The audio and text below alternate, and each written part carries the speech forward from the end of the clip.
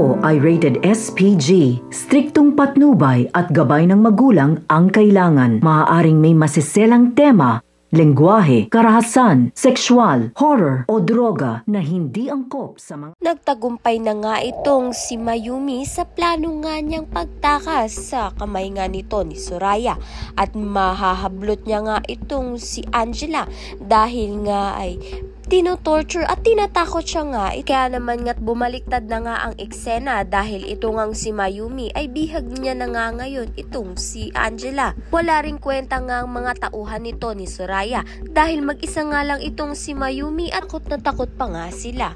Sa kabilang banda naman nga, inoferan nga ni William ito ngang si Ikit ng 5 milyon upang ngang iwanan na nga itong si Matthew. Ngunit pinaglalaban nga ni Ikit ang pagmamahal niya nga dito kay Matthew at gayon din naman nga itong si Matthew.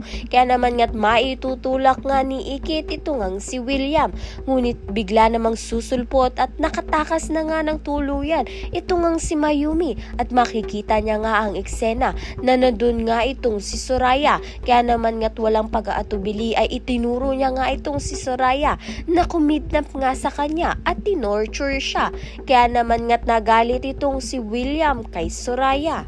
Kaya naman nga't nalalapit na nga ang pagbayaran ni Soraya at ni Angela ang mga kasalanan nila sa kulungan.